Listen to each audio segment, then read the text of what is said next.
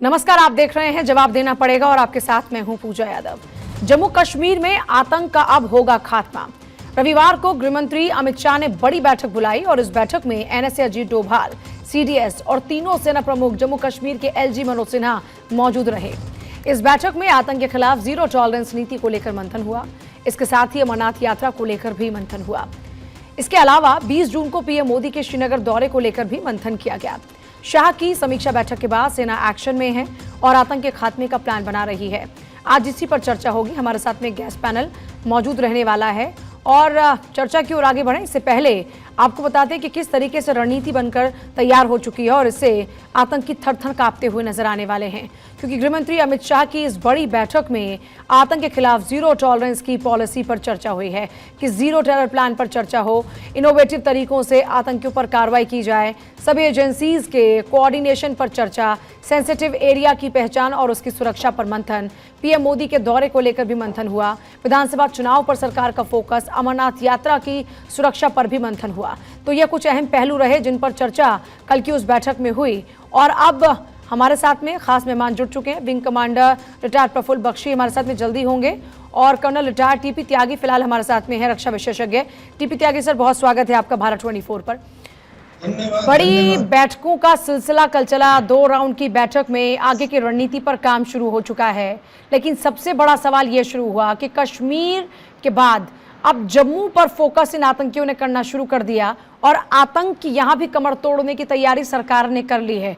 आप क्या मानकर चल रहे हैं कि क्या कोई बड़ा एक्शन प्लान तैयार हुआ है जो कि अब बहुत जल्द हमें देखने को मिलेगा? देखिए, एक्शन प्लान तो मीटिंग में अगर तय हुआ हो बताया नहीं जाता, तो नहीं बताया जाएगा कि अपनी स्टैंड ऑफ कैपेबिलिटी का इस्तेमाल करके, राफेल का या मिसाइल का इस्तेमाल करके हम अपनी जमीन से दुश्मन की जमीन पे लॉन्च पैड पे। सर, आपकी आवाज ठीक से नहीं आ रही है, जरा टीम को एक बार सॉर्टेड करें और आपके पास वापस लौटते हैं। चर्चा की शुरुआत करेंगे आगे भी, लेकिन देखिए कई अहम पहलू यहां पर हैं। कल जिस तरह से बैठक हुई, जाहिर तौर पर देश की सुरक्षा का क्योंकि ये मामला है और जो भी रणनीति बनी है जाहिर तौर पर उसको डिस्क्लोज नहीं किया जाएगा डेफिनेटली, लेकिन बात यह है कि क्या इस बार ये मानकर चलें कि एक बड़ी कार्रवाई देखने को मिल सकती है आतंक के खात्मे को लेकर, क्योंकि जिस तरीके से आतंक ने अब जम्मू में सर उठाया है, जरा सोचिए कि 10 से 12 सालों की अगर बात करते हैं तो 10 से 12 सालों तक लगभग जम्मू शांत रहा, लेकिन 2023 में आगाज होता है जब जम्मू कश्मीर में इस तरह के हमले शुरू हो जाते हैं। और अब सवाल यह है कि पहले कश्मीर, अब कश्मीर में क्योंकि आतंक की कमर तोड़ी गई, तो क्या इसलिए जम्मू में आतंक और आतंकियों को शिफ्ट किया जा रहा है? क्या ये मानकर चले कि इसलिए उनको वहां पर एक्टिव किया गया?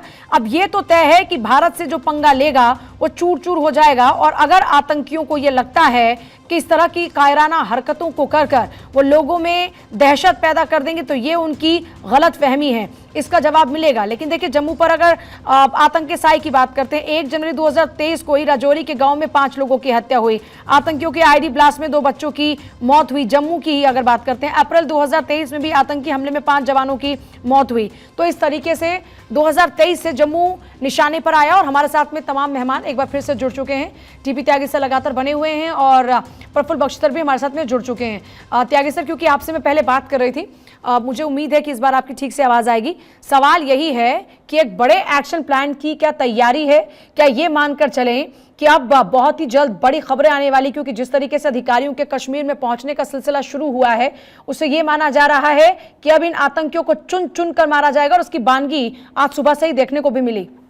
जी हाँ, चुन चुन के मारा जाएगा, इसकी तैयारी हो रही है, लेकिन ये पर्याप्त नहीं है। मैं अपनी बात को 2 हिस्सों में कहूंगा। पहली बात तो ये कि कल जो मीटिंग हुई, उस मीटिंग में ये कहा गया कि पीर पंजाल के साउथ और वेस्ट में, यानी कि जम्मू रीजन के अंदर एरिया डोमिनेशन किया जाए। एरिया डोमिनेशन का मतलब ये हुआ कि जब LAC के ऊपर, यानी कि चाइना के साथ मिरर डिप्लॉयमेंट करने के लिए हमने अपने फोर्सेस को यहाँ से हटा के वहाँ भेज दिया था, तो यहाँ कुछ जगहों के ऊपर वैक्यूम क्रिएट हो गया और आतंकियों को मैन्यूवर करने की एक जगह मिल गई। तो पहला ये एक्शन हुआ कि एरिया डोमिनेशन करो, यानी कि अतिरिक्त फोर्सेस को यहाँ पर डिप्लॉय करो। तो एक तो ये बड़ा हुआ, और जो दूसरा पार्ट था मीटिंग का, उसमें अमरनाथ यात्रा के बारे में बातें बताई गई कि उन्हें कार्ड दिया जा रहा है जिससे प्रत्येक यात्री का लोकेशन, लाइव लोकेशन हमारे पास हो, 5 लाख का बीमा, उसके जानवर का भी बीमा, इस तरह की बातें हुई। अब नितिन गडकरी जी को भेजा गया, क्योंकि जब कोई एक्शन लिया जाता है तो केवल मिलिट्री एक्शन नहीं होता, सिविल एक्शन भी होता है। हमें कनेक्टिविटी चाहिए। कनेक्टिविटी कहाँ तक थी? आइसोलेटेड एरियाज की, वो एरिया जहाँ पहुँचना मुश्किल है। दूसरे, हमें ये गारंटी चाहिए कि हमारे टूरिस्ट वहाँ पर सुरक्षित रहेंगे। तीसरे, हमको ये भी चाहिए कि जॉब्स का, यानी कि रोजगार का डेवलपमेंट वहाँ पे हो, वो बढ़े। इस काम के लिए नितिन गडकरी जी गए, वो वहाँ पे शायद मिले हैं जम्मू कश्मीर के सदर रियासत पुराने डॉक्टर करण सिंह से, और वो वहाँ पे समीक्षा बैठक करेंगे, न केवल दिल्ली कटरा रूट की बल्कि जम्मू से श्रीनगर के हाईवे की और जोजिला पास की भी। ये तो एक बात हो गई। अब दूसरी बात ये है जो आप कह रही थी कि हम चुन के उन्हें मारेंगे, ये पर्याप्त नहीं है। अगर ये पर्याप्त रहा होता तो बार बार ये हमले क्यों हुए होते? अगर एक बार हुए होते तो मार लेते। लगातार ये हमले होते जा रहे और हम कहते हैं कि नहीं, हम लड़ेंगे और हमारी 0 टॉलरेंस है। इसका मतलब कि हमारी नीतियों में कहीं कुछ जरूरत है बदलाव की। मैं जिन नीतियों में बदलाव की बात आप कर रहे हैं, उन नीतियों में बदलाव पर मैं आपके साथ में और थोड़ा डिटेल में चर्चा करूंगी कि आखिर किन नीतियों का आप जिक्र कर रहे हैं जिनको बदलने की आवश्यकता है या उनको जोड़ने की आवश्यकता है। प्रफुल्ल बख्शी सर भी हमारे साथ में इस वक्त हैं। बख्शी सर, आप लगातार हर चर्चा में कोऑर्डिनेशन की बात करते रहे और कल की उस बैठक में उस कोऑर्डिनेशन को लेकर भी चर्चा हुई है।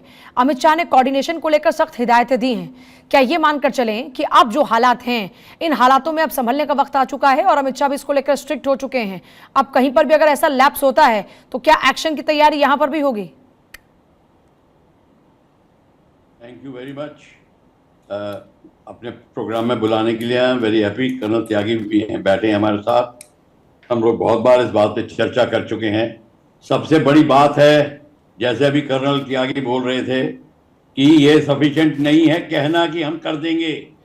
ये तो कहते ही आए हैं कि हम नेस्ता नबूद कर देंगे, उनको चने दांतों तले चवने चबा देंगे। ये हिंदी निबंध की बातें होती हैं। असलियत क्या है? असलियत मैं आपको बोलता आया था, क्योंकि हमारी कोऑर्डिनेशन ठीक नहीं है। और कोऑर्डिनेशन ठीक नहीं है, हमारी प्रॉब्लम है। ये टेररिस्ट की प्रॉब्लम नहीं है। वो तो हंस रहा है हम पर। क्यों हमारी कोऑर्डिनेशन ठीक क्यों नहीं है? ये बीमारी बड़ी पुरानी है। ये इसलिए पुरानी है क्योंकि फौज को पूरी की पूरी कंट्रोल नहीं देना चाहती ब्यूरोक्रेसी। ये मिनिस्टर की प्रॉब्लम नहीं है, ये पॉलिटिकल बॉडी की प्रॉब्लम नहीं है। ये हमारी internal working of defence ministry and internal bureaucracy की प्रॉब्लम है। ये मैं आपके ध्यान में केंद्रित करने की बहुत कोशिश कर रहा हूं कब से।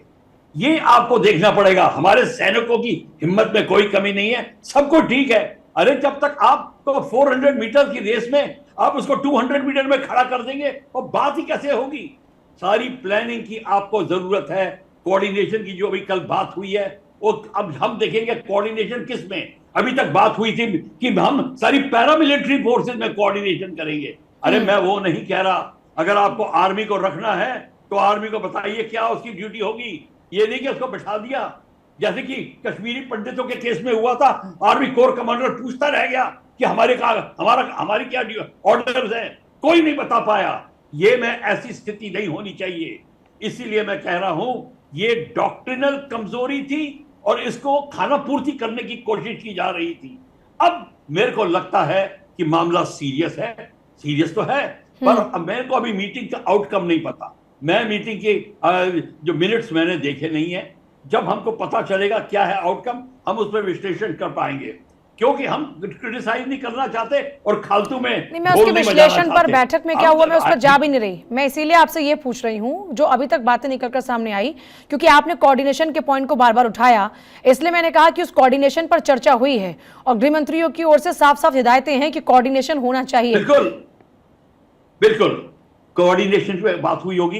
तो अब कोऑर्डिनेशन में बहुत चीजें आएंगी कि अगर जब इंटेलिजेंस गैदर होती है तो किधर किसको दीजिए वो फोटो इंटरप्रिटेशन कौन करेगा, वो किस जगह पे जाएगी, उसका रिजल्ट कौन तो बताएगा। सर एक टेबल पर फिर सबको लाया गया ना logistics कल की उस बैठक में हर किसी को एक टेबल पे लाया गया ना, सारे अधिकारियों को, सभी सेनाओं के प्रमुखों को एक टेबल पे लाया गया। तो मुझे लगता है कि कोऑर्डिनेशन का एक बेटर वे तो वही है ना। मैं अप्रिशिएट कर रहा हूं उस बात को कि ये बात है, पर उसके आगे बता रहा हूं कि क्या क्या चीजें और आएंगी कि लॉजिस्टिक्स में कौन कैसा सामान पहुंचाएगा, एक्सट्रैक्शन कैसे होगा। यहां पे प्रॉब्लम आएगी कमांड और कंट्रोल की, और कमांड एंड कंट्रोल हो चुका है पहले, और मैंने पैरामिलिट्री कमांडर्स को कहते हुए सुना है, जब आर्मी ने कहा कि बटालियन मूव करो तो उसने कहा ओवर माय डेड बॉडी। ये सुन सके हैं, तो ये होना नहीं चाहिए। ये गलवान में भी हुआ है और इधर भी होगा। देखिए, सच बोलना भी बहुत जरूरी हो जाता है कई बार, और ये मैं आपको बता रहा हूं कि ये नहीं होना चाहिए। तो आई होप कि कल की मीटिंग में ये डिसाइड हुआ था कि these mistakes will not be repeated. अगर ये नहीं होगा फिर तो पाव भारा, very good, I am so happy कि अगर ये हो जाएगा, पर हमको अब देखना पड़ेगा। और सेकेंडली, स्लीपर सेल्स को मत भूलिए। इनके नरेशन में मैंने स्लीपर सेल कहीं नहीं सुना कि स्लीपर सेल को कैसे निकालोगे, और वही स्लीपर सेल वही है जिनको कि पॉलिटिशियन सपोर्ट कर रहे हैं। सर मैं आपके पास वापस लौट रही हूँ टीपी त्यागी सर, क्योंकि जिन स्लीपर सेल का जिक्र कर रहे हैं इसीलिए मैं उसी पर आ रही हूँ। 10 से 12 साल का वक्त हुआ जब जम्मू कश्मीर में ये वाला सिस्टम खत्म हुआ था, और कश्मीर में जब इसलिए ज़्यादा फोकस किया जा रहा था। लेकिन जो जिक्र आप कर रहे थे कि यहाँ पर जो वैक्यूम क्रिएट हुआ, यह उसकी एक बड़ी वजह है। अब जम्मू पर भी फोकस होगा, क्योंकि सीधे सीधे अमित शाह ने यह कल कहा कि कश्मीर में जो फॉर्मूला अप्लाई किया गया आतंक के खात्मे के लिए, जम्मू में वही फॉर्मूला अप्लाई कीजिए। किस फॉर्मूले की बात हो रही है? क्या वो फॉर्मूला है जिसके जरिए जम्मू से भी आतंक को मिटाया जाएगा, क्योंकि जम्मू को नया शिकार बनाना शुरू कर दिया इन आतंकियों ने? जी वो फार्मूले को ही तो उन्होंने एक नाम दिया, एरिया डोमिनेशन, जो मैंने आपको पहले बताया कि इस एरिया में कुछ वैक्यूम क्रिएट हो गए थे, क्योंकि यहाँ से फोर्सेस को LAC पे चाइना के सामने मिरर डिप्लॉयमेंट के लिए भेज दिया गया था। अब मैं एक बात बताऊं, जो वो कोऑर्डिनेशन की बात कर रहे हैं, मैडम आप बताइए, हम इंडियन आर्मी, नेवी, एयरफोर्स, इन तीनों को मिला के थिएटर कमांड बनाने की बात कर रहे हैं। क्यों कर रहे हैं? इसलिए कि जब हमको कोई एक्शन लेना हो तो हम मिनिमम टाइम में एक्शन ले सके, यानी रिएक्शन। लेकिन मुझे बात बताइए, CDS चुने गए इसलिए कि तीनों से, सर एक सेकंड सुनिएगा बस सर, आप पहले सेंटेंस तो पूरा सुन ले। अगर आप ऐसे बात करनी है तो नो, अब मैं ऐसे एंकर को फिर वो बात नहीं। मैं आपको ये बताना चाह रहा हूँ कि प्रफुल्ल बख्शी ने जो कहा वो इसलिए सही है कि ministry of home affairs. Sir आप मेरी आलोचना करने से पहले मेरी बात सुन लीजिए ना। एक नॉर्मल व्यूअर के नाते, एक आम आदमी के नाते मैं आपसे सवाल पूछूंगी, क्योंकि I am curious to know. आप लोग एक्सपीरियंस्ड है, तो ये मेरा हक है कि मैं आपसे समझूं। अरे मेरा सेंटेंस तो पूरा होने दो पहले। मैं ये बात कह रहा था कि मिनिस्ट्री ऑफ होम अफेयर में आते हैं paramilitary forces, ministry of defence में आती है आर्मी, और पुलिस आती है JNK में, और इन तीनों की होती है ज्वाइंट ऑपरेशन, और ज्वाइंट ऑपरेशन में लगता है टाइम, और टाइम लगने की वजह से आतंकी भाग जाते हैं। अगर यूनिफाइड कमांड होती, वही तो मैं कहना चाह रहा हूँ कि जो यूनिफाइड कमांड, जिस सिद्धांत के ऊपर हम थिएटर कमांड बना रहे हैं, हम कश्मीर के अंदर एक यूनिफाइड कमांड क्यों नहीं बना सकते? उसके बाद में ये मौका ही नहीं मिलेगा कि इस किस्म के हो। ये तो एक बात हुई। अब आप ये मैं आपके सवाल का जवाब, मैं उसी तो यूनिफाइड कमांड की बात कर रही हूँ। मैंने इसीलिए कहा कि तीनों सेनाओं को लेकर एक CDS नियुक्त इसीलिए हुए ना कि कोऑर्डिनेशन हो और एक यूनिफाइड कमांड हो।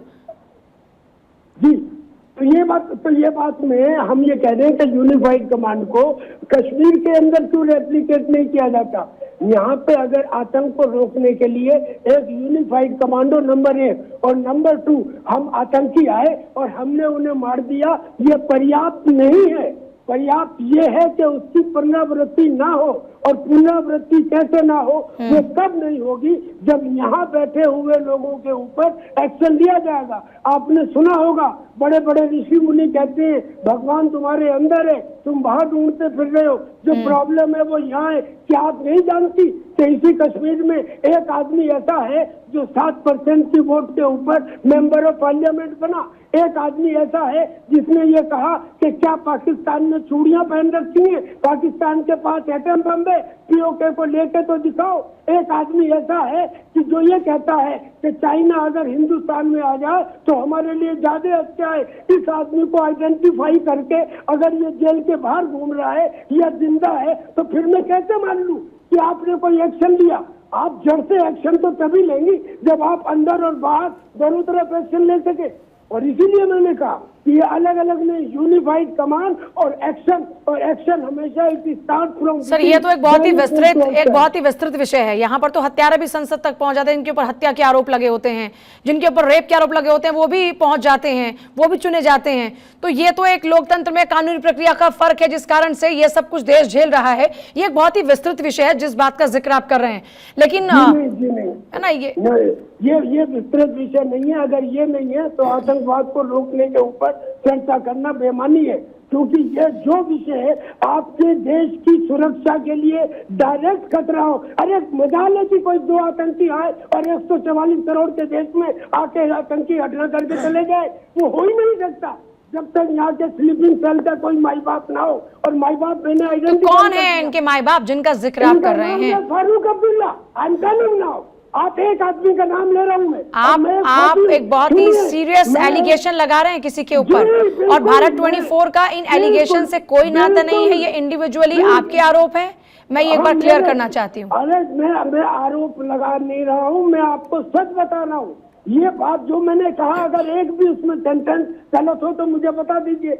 ऐसे आदमी को जो बगैर बताए कहेगा कि तो ये इसमें मैंने बता दिया आपको। ऐसा नहीं है कि इनके अलावा और नहीं है। मैं सर आती हूँ आपके पास। बख्शी सर, बात ये हो रही है कि चैलेंजेस की अगर बात करते हैं तो मैं जब पढ़ रही थी तो देखा कि जो आतंकी हैं वो सीधे जंगलों की तरफ भाग रहे हैं, जम्मू हो या कश्मीर हो।